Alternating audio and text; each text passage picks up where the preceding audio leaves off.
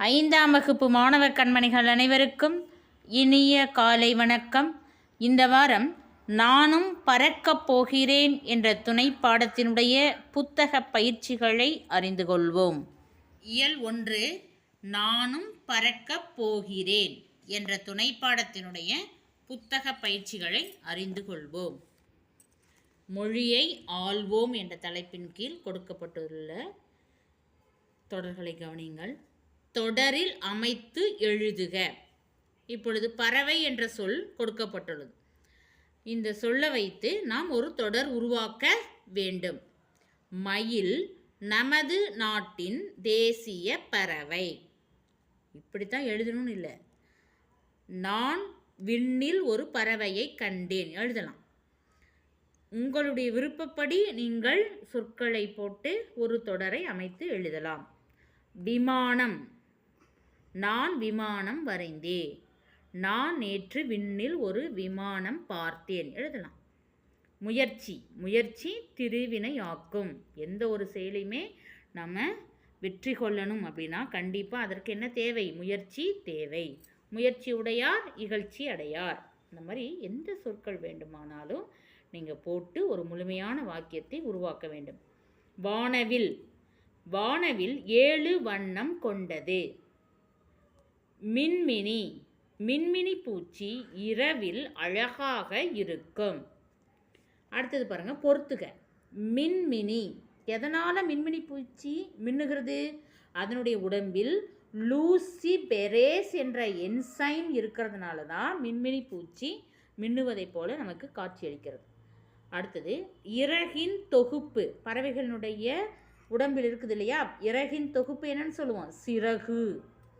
வானவில், வானவில் எப்படி தோன்றுகிறது? நீர் துளிகளின் எதிரொலிப்பால் வானவில் தோன்றுகிறது. காற்றுப்பைகள் எங்கே இருக்கும்? பறவையினுடைய இறகுகளிலும் எலும்புகளிலும் காற்றுப்பைகள் இருக்கிறதுனால தான் பறவைகள் விண்ணில் பறக்கின்றன. விண்மீன், ஹைட்ரஜன் அணுக்கள். ஹைட்ரஜன் அணுக்களுடைய அந்த ஒன்றோட ஒன்று மோதுது இல்லையா, மிகுதியால், அதாவது ஹைட்ரஜன் அணுக்கள் மிகுதியாக இருக்கிறதுனால தான் விண்மீன் விண்ணில் நமக்கு மின்னுகிறது, அதாவது மின்னுவதைப் போல காட்சி அளிக்கிறது. அப்போ விண்மீன் என்னது? ஹைட்ரஜன் அணுக்கள். உரைப்பகுதியை படித்து வினாக்களுக்கு விடை எழுதுக. இந்த பத்தியை படிச்சுட்டு நம்ம என்ன செய்யணும்? கீழே கொடுக்கப்பட்டுள்ள வினாக்களுக்கு விடை எழுத வேண்டும். தொழிற்சாலைகளிலிருந்து வெளியேறும் புகை மூலம் வானத்தில் நைட்ரஜன் ஆக்சைடுகள் அதிகரிக்கின்றன, அதாவது மிகுதியாகின்றன அப்படின்னு பொருள். தொழிற்சாலைகள் மிகுந்துள்ள நாடுகளிலும், மிகுந்துள்ளன என்ன? அதிகமாக உள்ள நாடுகளிலும், மோட்டார் போக்குவரத்து அதிகமாக உள்ள பிரதேசங்களிலும், அதாவது இருசக்கர வாகனங்கள் எல்லாம் நம்ம நிறைய வச்சுருக்கிறோம் இல்லையா, அந்த இருசக்கர வாகனம், 4 சக்கர வாகனங்கள் இந்த மாதிரி அதிகமாக எங்கே பயன்படுத்துகிறாங்களோ அந்த இடங்களிலும் அந்த நாடுகளிலும் அமில மழை அதிகமாக பெய்வதாக கண்டறிந்துள்ளனர். அந்த ஆசிட் ரெயின் அதிகமாக இருக்கிறதா. ஆசிட் ரெயின் காற்றினுடைய மாசுபாடு அதிகமாக இருந்ததுன்னா அந்த அமிலமழை உருவாகும். நிலப்பரப்பில் கால்சியம் கார்பனேட் 10 மில்லிகிராமுக்கு குறைவாக இருந்தால் அந்த நிலப்பரப்பில் அமிலமழையின் பாதிப்பு அதிகமாக இருக்கிறது. அமிலமழை அடிக்கடி பெய்யும் இடங்களில் கடல் பகுதி மீன்களும் சின்னஞ்சிறு உயிரினங்களும் உயிர் இழக்க நேரிடுகின்றன. எதனால? அமிலமழையினால். இப்போ வினா பாருங்க, அமிலமழை எங்கு அதிகமாக பெய்கிறது? தொழிற்சாலைகள் மிகுந்துள்ள நாடுகளிலும், அதாவது தொழிற்சாலைகள் அதிகமாக இருக்கிற நாடுகளிலும், மோட்டார் போக்குவரத்து அதிகமாக உள்ள பிரதேசங்களிலும் அமிலமழை பெய்கிறது. அப்போ நம்ம என்ன எழுதணும்? தொழிற்சாலைகள் மிகுந்துள்ள நாடுகளிலும் மோட்டார் போக்குவரத்து அதிகமாக உள்ள இடங்களிலும் தான் அமிலமழை பெய்கிறது. அடுத்தது, அமிலமழையின் பாதிப்பு எங்கு அதிகமாக இருக்கும்? நிலப்பரப்பில் கால்சியம் கார்பனேட் 10 மில்லிகிராமுக்கு குறைவாக இருந்தால் அந்த நிலப்பகுதியில் அமிலமழையினுடைய பாதிப்பு அதிகமாக இருக்கும். இதுதான் 2வது வினாவுக்குடைய விடை. கால்சியம் கார்பனேட் 10 மில்லிகிராமுக்கு குறைவாக இருந்தால் அங்கு பாதிப்பு அதிகமாக இருக்கும். மீன்களும் சின்னஞ்சிறு உயிரினங்களும் உயிரை இழக்க காரணம் என்ன? அமிலமழை அடிக்கடி பெய்யும் இடங்களில் கடல் பகுதியில் உள்ள மீன்களும் சின்னஞ்சிறு உயிரினங்களும் என்ன ஆகும்? உயிரிழக்க நேரிடும். அமிலமழை எந்த இடத்துல அடிக்கடி பெய்கிறதோ அந்த இடங்களில் மீன்களும் சின்னஞ்சிறு உயிரினங்களும் அதிகமாக உயிரிழக்க நேரிடும். இதுதான் அதற்குரிய காரணம், அமிலமழை அடிக்கடி பெய்வது. அடுத்தது பொருள் தருக. அதிகரித்தல் அப்படின்னா என்னது? மிகுதியாகுதல், அதிகமாகுதல் அர்த்தம். இருக்கிற நிலையிலிருந்து அதிகமாக போகிறது மிகுது. பிரதேசம் அப்படின்னா நாடு, அதாவது இடம் அப்படின்னு எழுதலாம். பாதிப்பு அப்படின்னா என்னது? இழப்பு.